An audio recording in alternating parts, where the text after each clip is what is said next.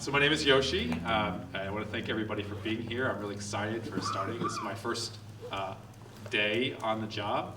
I will be apprenticing, I guess you could say, or shadowing Peter for the next month as I learn the town and learn do a lot of introductions and sort of get to meet the people here.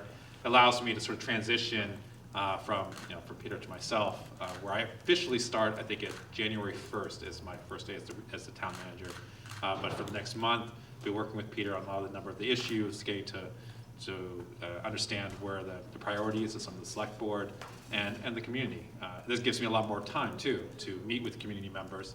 So it would be great to be invited to places because again, my first time here, I don't know the businesses yet, I don't know the people yet, and I'm really encouraged to meet everybody. I've been here for one day on Saturday night, and I went to Echo. And I learned very quickly how everybody seems to know everybody in town. So very quickly, I had to remember that this is a much smaller place than I was before, and that's one of the things that really drew me here. So, but I'll welcome any questions about my life, questions about really anything. So it's an open forum. So. How's your basketball game? Oh, my basketball game! Yeah, I'm excited. I'm supposed to be playing in the men's league. Yep. I think it's starting this weekend, right? Yep. I did. I played a while. I played in school, so hopefully my knee, holds up. But I'm encouraged that at least you have a team, and I got to find a place to practice someplace so I don't airball the first shot. So. Yeah, it's all good. It's all good. Yeah. But again, welcome. Thanks. Have you had a chance? You haven't had a chance to walk around downtown at all. But, so I've been here before, so that was one of the things that when I first came here I was excited about because I've been to Brattleboro, I've driven through it, I've gone here because I'm a big skier, so coming up through here, and I have the Epic Pass, so which is even better because I know that's Mount Snow and a couple of the other places around here. So I do, and I also just enjoyed when I came here for my final interview. I came a day or two early. I think a day or two early, just so I could walk around and sort of get a sense of the town. And I went hiking, across to the mountain up there. I'm not sure what the mountain's called. One Testigat. So I did the trail that's all around there, which is a beautiful trail. I think that's what really sold me on being here, was just this access to the outdoors and this quality of life, which I think everybody here sort of came here for and sort of understands, and something that I want to help and enhance as I move forward as your town manager. Oh, great. Again, welcome. I want to welcome you. Thank you. The last town meeting, Peter is very well respected, well liked. You have big shoes to fill, but I'm Yes. sure that you will in your own manner. So let me toss no more softballs. But the big question is crisis management. Sure. The quality of life here is very good, but we're going to be threatened by climate change, opioid crisis. There's no shortage of crisis that Sure. we'll face.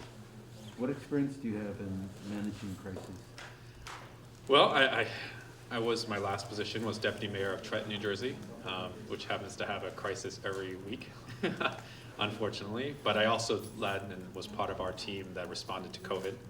So that was a big part of what I did for almost a year and a half, almost every single day, was figuring out how not only to respond to the crisis that was, because it happened to New Jersey and New York in a very hard way, but also encouraging a community that happened to be in Trend that felt that they weren't part of the American system, right? You have a lot of undocumented people there, as well as people who are very not anti-vax in a sense, but they mistrust our government. So convincing them that we were there to help them was an important part of what we did. So it was almost twofold. But not only finding the money and the ability to respond to COVID, but also getting to people to understand that they need to get tested, that they had to get vaccine. And that was, in its own way, you're creating it was a crisis at a larger scale, but then you have a local issues as well. And you really have to define the way you respond in a local level, which is different than the way nationally it was done. So, but yes, I have worked on many different issues when it comes to crisis management. And at the select board meetings, you'll hear some very vocal people, and you'll hear some very opposing viewpoints.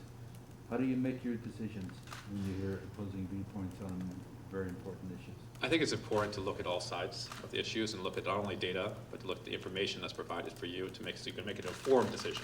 And that's something that I've always made sure I understood all aspects of the decision before finally making one. When he was talking about crisis 2, you were talking about climate change, and I think that's, especially for this region and most areas, that's something that's important for us to look at. What I've done in the past is I always looked at universities and trying to create possibilities for partnerships with universities, seeing how they can help us in understanding our own, areas and neighborhoods, because they have resources that we don't have, they have expertise that we don't have, and they a lot of times can provide those ideas and solutions that we may have not even thought of. I did that when I was in Trenton. I worked with Princeton at the time. That happened to be the university right next door, and they had really done a study. I was working with, at the time, Rutgers as well. And I imagine here we do have, even though they're 2 hours away, University of Vermont is here, and I know Dartmouth is nearby, and there's other schools that are nearby that absolutely can work with us to try to figure out how do we look at the climate issue in Brattleboro and what we can do more to sort of to do our part. Great, thanks. Hi, I'm Wendy. I wanted to welcome you. I'm involved with the Afghan refugee welcoming movement. Our synagogue is bringing a family here in 2 weeks, as is the Episcopal Church. And so we want you to be aware of that. And also, if you have any ideas about how we can make sure people who feel like they're already struggling, don't feel like the welcome outreach that we're making for new immigrants take something away. We don't want it to be perceived as taking away affordable housing or food assistance or job search assistance. So that's another thing to throw in the pot. And then on a personal level, I'm hoping that some parts of town government and functioning become more transparent. One very short example is if there's some kind of building project, the people who live right next door or across the street get a letter that says, you must come to this DRB meeting if you want a chance to ever sue again. However, it doesn't say you can put together your thoughts and legal papers and submit them ahead of time through a system so that the DRB board has heard what you would like to say prior to the meeting, just as a simple example. No, that makes a lot of sense. This reminded me, I just thought of a great book that's happened to be in the library of Hitchhiker's Guide to the Galaxy. At the first scene, you have the gentleman goes to his home and sees that they're about to bulldoze his house. And they said, well, what are you doing? Why are you here? He said, well, the plans have been sitting in City Hall for 2 months now. I'm sure why you didn't know about them. And he's like, well, why would I have known to go to City Hall to know about the plans? So, I mean, that's just one of those things, right? Absolutely. It's important for us to make sure that the local community knows exactly what's happening in your neighborhoods, and absolutely. Thank you. That's something to look at. Welcome. And then when he talks about the refugee, I was involved with the IRC, which is the International Rescue Committee, for many, many years. I was supposed to volunteer, and I helped fundraise for them. I got them actively involved. They started in Elizabeth, New Jersey, which is where Kane University was, I was an administrator there. So we did a lot of collaborative work on working with resettlement. So absolutely, I'm very well aware of the issues. I went to grad school in Philly, so Okay. Trenton is So you know, yes. nearby. We were involved with Vietnamese refugees as graduate students.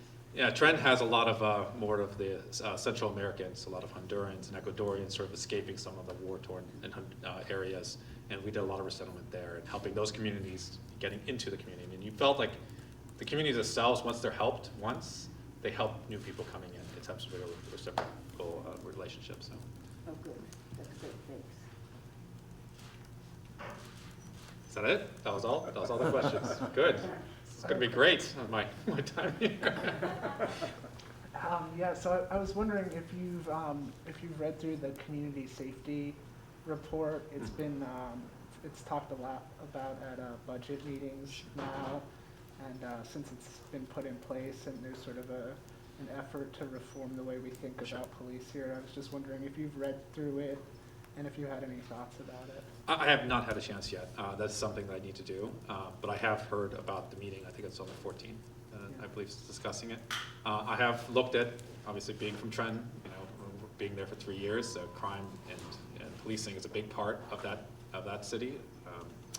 So way we rethought it and we was trying to examine it, it's something that's always been on the forefront of what I've been thinking about is policing can't be done the way it is, and it has to be thought about how do we change the way a police officer is, because you can't ask a police officer to be 9 different jobs, which is what they are, right? They're asked to be social workers, they're asked to be animal control officers, student, marriage counselors. They're asked to be all these things, but yet they're just one person, and they're human beings, and they have stress, and there's other issues. And so how do we take some of those roles away from what they are now, so they can be concentrated on what they're supposed to be for, right, which is just public safety.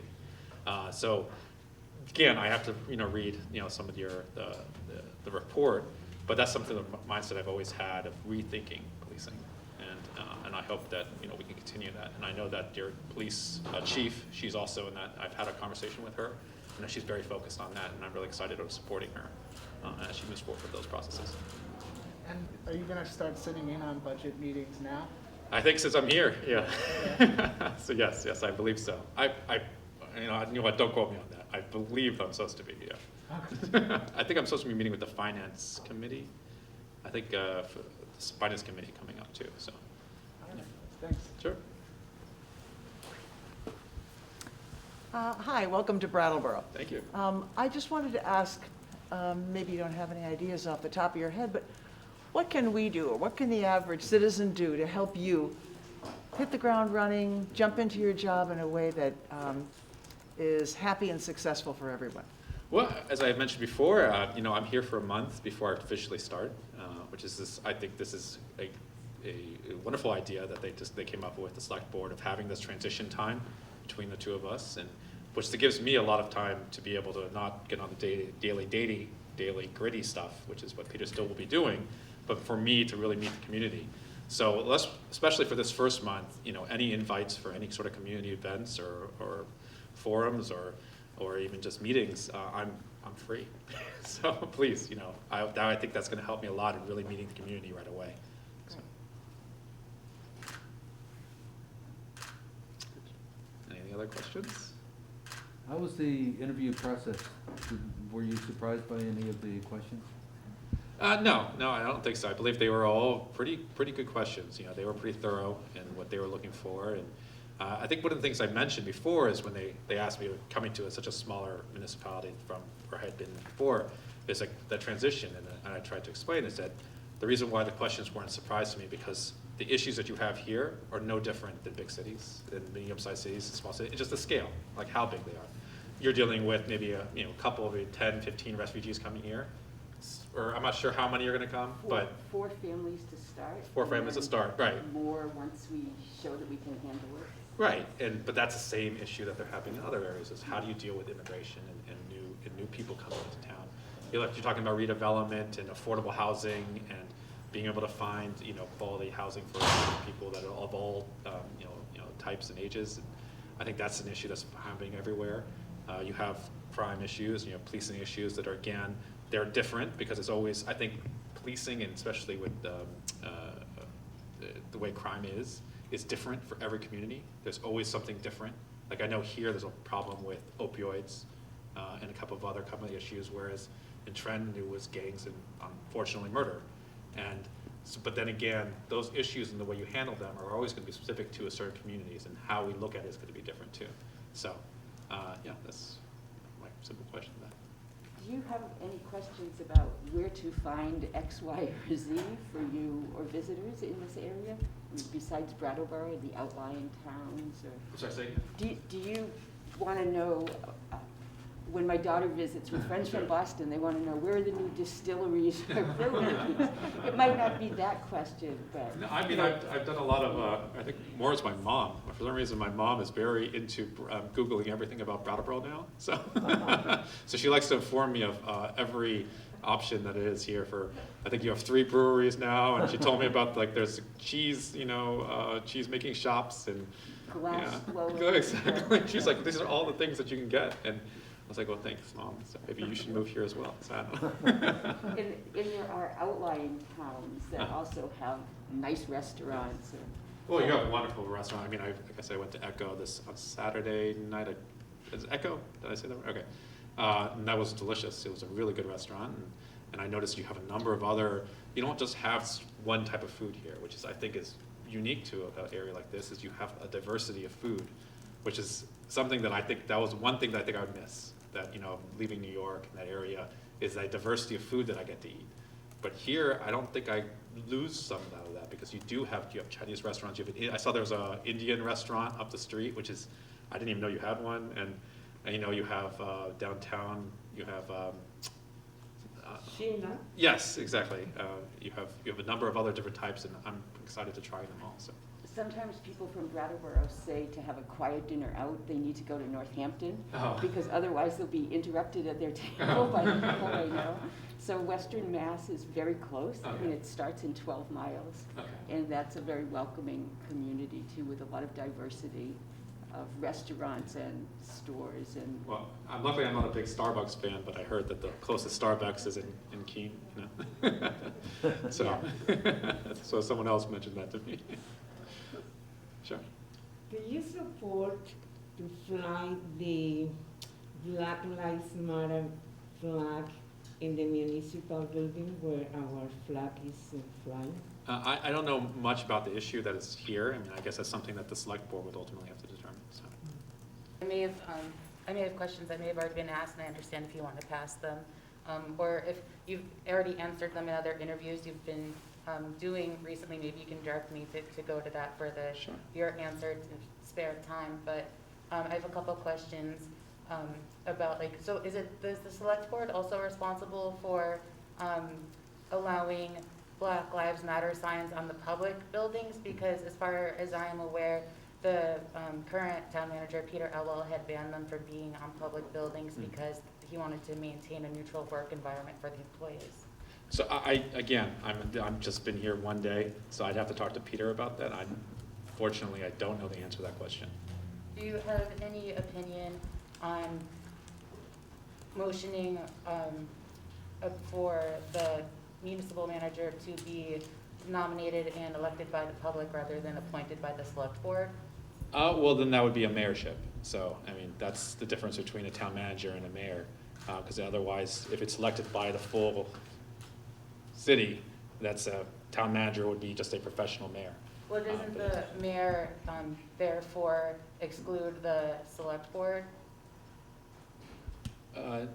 No, I guess I'm not really, I'm sort of confused by the question. If a mayor is elected, then I think, from my understanding, people assume that means the select board would be redacted, there would be no more. Unfortunately, I don't know enough about this issue to be able to give you a educated answer. I just think that there is a possibility for there to be both a select board and Okay. nominated and elected by the public municipal manager. One does not have to exclude the other. Okay. And my other questions are about if you support any appropriation in this or future municipal budgets for water testing for low-income people. You know what, I think there's a number of programs and others that have, There is no municipal or state or federal funding for low-income people to test their water. there is, because in Trenton, we had a program through ISLES, which is a nonprofit. So Only usually for it's not lead and direct. copper. Sorry? Only for lead and copper, I'm sorry. Oh, okay, so yeah, that's what to say, Yeah. for lead line replacement and also for lead testing, there's a number of federal programs. For more broader spectrum testing, though, than just lead and E. coli, you said, are the ones you're aware of? Okay, unfortunately, I don't know enough about that issue. I'd be able to look for you, and I absolutely can get back to you. Is that a priority you have? Again, I'd have to look in understanding the issue a little bit more to be able to give you a real answer. You need to research more if water quality access is a priority of yours? Not water quality access, of course water quality access is important. I'm saying the issue of what you're talking about, the subsidies, and is there a federal, state money for that? Because that I don't know. Thank you. Are you living in downtown Brattleboro? I am, so currently I have a temporary housing until I find something permanent. My understanding is I thought it was only 2 months that I'm gonna need. I was told I'm probably gonna need more than that to find permanent housing here. So that is one of my things. I'm committed to living in Brattleboro and finding a place here and hopefully buying something this summer. You said you worked with refugees in the past, I have, yes. and were you helping them get citizenship as well? Well, they're both as part of the resettlement process. So the IRC, and if you're not familiar with them, they're the largest resettlement nonprofit group in the country. And they're based out of New York City. They started with Einstein. He started it for Jewish immigrants to be resettled into Elizabeth in New York. What was the cost for people to get citizenship here, and how long did that take them? What is the what? I'm sorry. The cost for them to buy their citizenship here, and how long did that take? Well, the IRC, as well as some of these organizations, they sponsor and they help pay for it because they're considered to be refugees. So how long Refugees did- is different than a normal citizenship process. What is the price difference between the two to become a citizen? I don't know the exact price. Do you Sorry. know the average time frame differences? And again, I don't know what the difference is between someone trying to get a green card as well as someone who's trying to get to go toward the refugee process. I think that information would be helpful for people to understand if they don't know any refugees personally. Sure. That information can help them understand, maybe empathize with refugees coming here more, because a lot of them just have a lot of assumptions about how the process Right. works, and so maybe if we could have more transparent education that Absolutely. we could learn from. I believe that it's the Ethiopian, what's the organization called that's going to be the process here? Does anybody know? Jean-Ria? Is it the Ethiopian Association, right? They're the ones doing the initial sponsorship here. I think that's the organization that we should probably have most questions to, and I think that's something that you may want to, we could talk to them about, because I think they're the ones who are sponsoring them and also leading the process, so they'll probably have more information as to how long it would take, especially for the refugees here. And I think they're being led by someone, he was a former immigrant as well. Jean-Ria is his name. Yes, right, exactly. Do you have a family, or do you have any kids that'll be going? No, I don't have any kids. Unfortunately, I am coming here by myself, so. Okay. All right, so I'm going to ask something Sure, of course. completely self-interested. So tell me about your experience with libraries and what books you like to read, because I'm sure you like to read. And also, don't leave without getting a library card No, today. of course. Well, I grew up going to the library, a public library. I think that was my limit when I was a kid, 5 to 10 books every 2 weeks.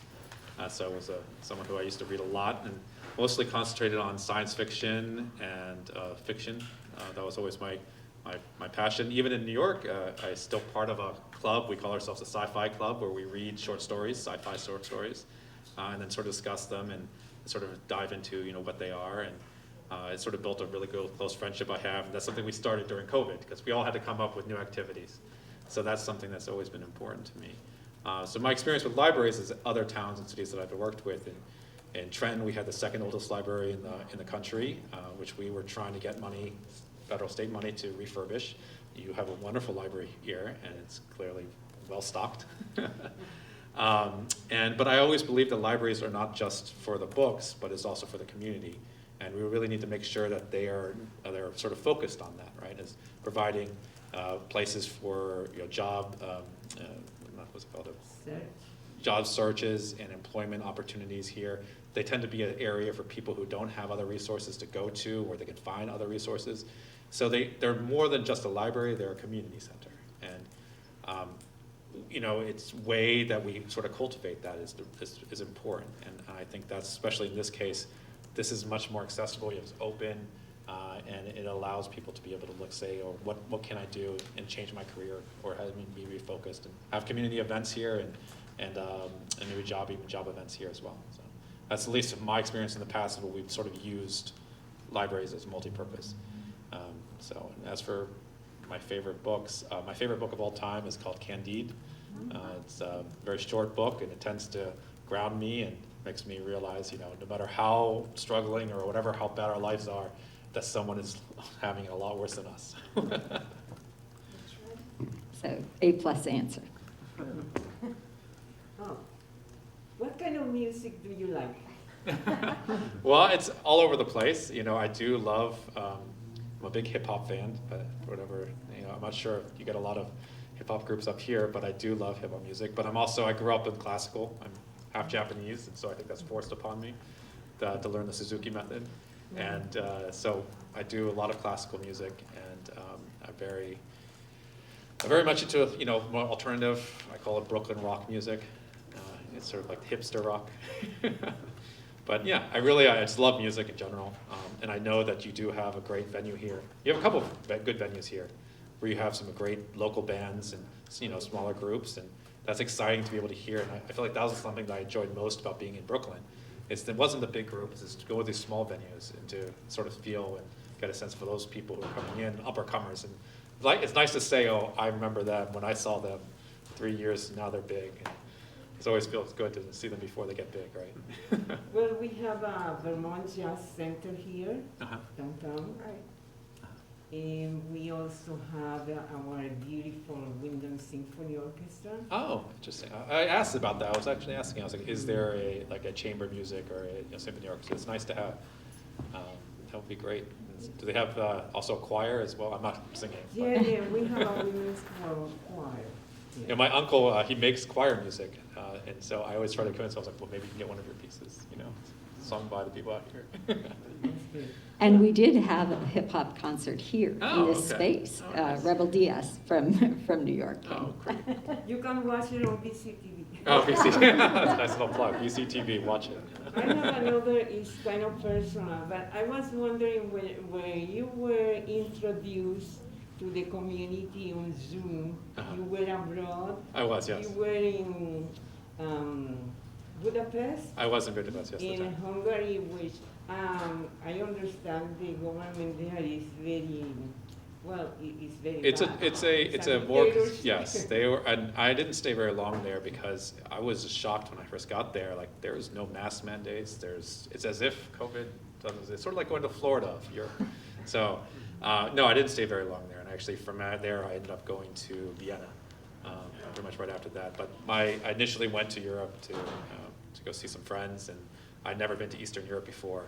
And so I wanted to try to do the whole, you go from Budapest to Bratislava to Vienna, and so I tried to experience taking the train up there. But I didn't stay very long in Budapest just because I felt very unsafe because of the COVID restrictions there, or lack of COVID restrictions there.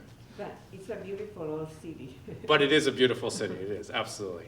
But at the same time, it was a little weird to see a whole country sort of ignoring What what's happening inspired you to go there? I'm sorry, what? What inspired you? What made you to go? I've been to Western Europe before, and I saw this opportunity where I hadn't, I had the summer and this time to sort of go, and I could either have been in the United States or I could have, they reopened Europe, so I thought this is the best time to go when no one's there. And it's exactly what it was. Europe was very empty. Most of these places I went were great because you can go all these tourist areas that used to be mobbed, and now, only 50% of the people are there. So it's really great to be able to go and have that freedom. It's not often in life, right? We get this freedom to go and experience life. And I didn't do it when I was in college. I didn't study abroad. So I thought this is my chance to really get to go and see Europe that I had never done before. So. I have a critically important question. Sure. Red Sox or Yankees? Neither one. I'm a Nationals fan, so. Do you support enabling the public to vote directly on the annual municipal budget instead of having only representatives be allowed to spend about the $20 million annually? Again, I don't know enough about the issue to be able to provide you a educated opinion on that. What do you think about movements to at least, if not officially, change the name of Brattleboro back to the indigenous name of Wantestigok to at least recognize the name on all official government paperwork? Again, I don't know enough about the issue, but I do know that it's important for us to look at the indigenous population and the history of Brattleboro, and in one way or another look at how that can be incorporated into every day, and how we look at the city or the town going forward. How do you support reparations? I'm sorry? How do you support reparations? Again, I'm not sure how it reflects on Brattleboro as compared to some other places in the country. So. It's too soon to ask some of Oh no, these questions have been waiting. It's the right time. So. No, I'm more than welcome. Please, Thank you. there's not a question that I don't mind. Well, I just wish I could give you more answers. Unfortunately, I've been here 5 hours. So. So, are you aware of how the Civil War monument in Brattleboro has a picture of a Union and Confederate soldier holding hands, and on his knees, kneeling is a man of color reaching up for the piece of paperwork that says he's free. And that Civil War monument excluded the bountied soldiers of color and white poor people from being named on that monument. Yeah, are you aware of that? No, I was not aware of that. And so no one has been paid to, as part of a reparations and reconciliation process of healing forward, no one has finished that yet. They've just expected volunteers to try to do that. And I just think that that should be a paid professional department within the municipality to be responsible to try to have some pride in recognizing this democide in the past by honoring the people that were conscripted and bountied. And so I hope that's another priority of the long list of things that we can do together. Okay, thank you. Well, in case that you don't know, Brattleboro was named after a man who supposedly the history would say that he was a slaveholder. He never set foot in Brattleboro. His name is Colonel Brattle.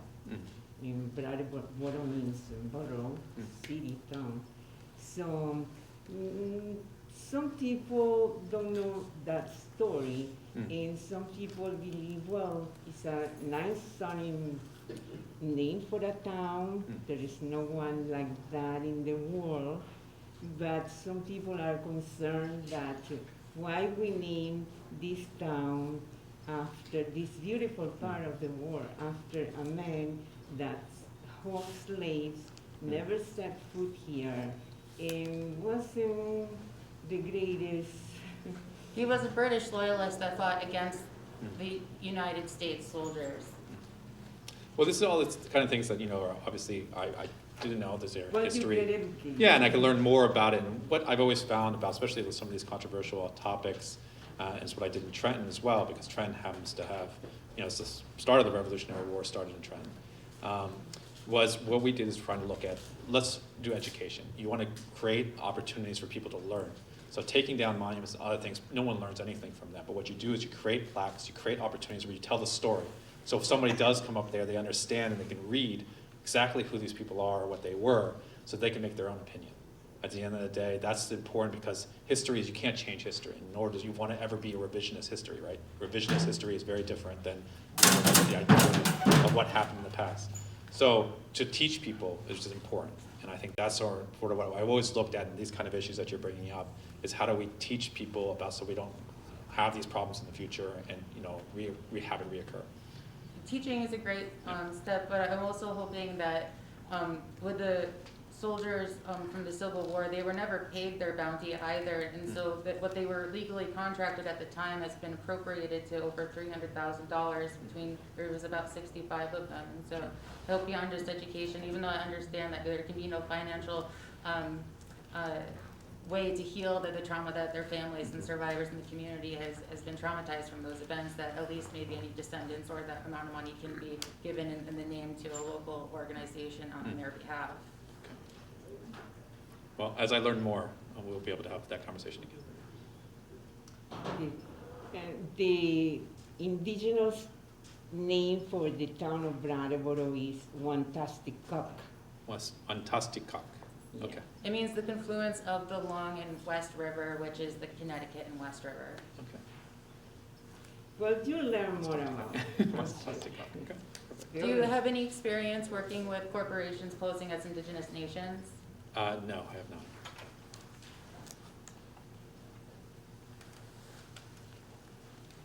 Have you ever worked with people developing municipal currencies? I'm not familiar what a municipal currency is. It would, well, there's a lot of different ways that currencies are regulated in municipalities, both within the US and internationally, and so it's up to whatever authorities are responsible for its curation to decide how it's dispersed. Okay. Again, these are new issues for me, so I will. If you provide me any information, I will absolutely take a look at it. So. Thank you. Is there any other questions?